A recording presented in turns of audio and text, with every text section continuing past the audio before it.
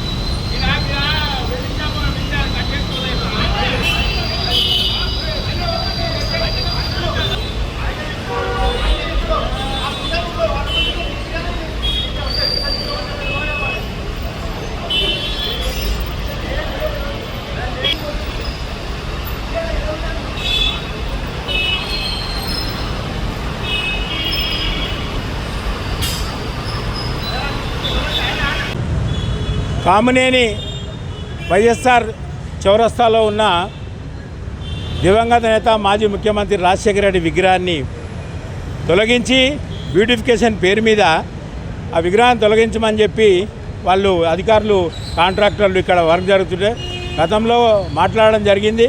వాళ్ళు విగ్రహం పక్కన పెడతామని చెప్పి ముందు సెంటర్లో పెడతామని చెప్పారు. మళ్ళీ అధికారులు మారంగానే వాళ్ళు మళ్ళీ ఇప్పుడు వచ్చి కాంట్రాక్టర్ వచ్చి ఇదంతా విగ్రహాన్ని వెనకాల మొత్తము ధ్వంసం చేయడం జరిగింది. ఏదైనా వాళ్ళని అడిగితే అధికారులు స్థానిక శాసనసభ్యుడు తీసేయమనడం చెప్తున్నారు. ఇప్పుడు శాసనసభ్యుడు తీసేయమని చెప్పడానికి ఆయన జాగిర్ కాదు ఇది.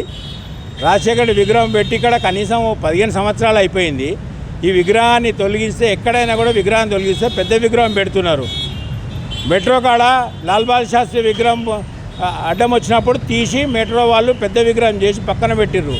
ఇక్కడ కూడా మర్యాదగా అధికారులు ఈ విగ్రహాన్ని రాజశేఖర రెడ్డి విగ్రహాన్ని పెద్ద విగ్రహంగా ఇక్కడ పెట్టాలని చెప్పి మేము డిమాండ్ చేస్తున్నాము. వీళ్ళు ఇష్టమున్నట్టు చేస్తే మాత్రము కాంగ్రెస్ కార్యకర్తలు ఎవ్వరు కూడా ఊరుకోరు. శాసనసభ్యుడైనా అధికారులైనా వాళ్లకు బుద్ధి చెప్పక తప్పదని చెప్పి ఈ సందర్భంగా నేను వార్నింగ్ ఇస్తున్నా.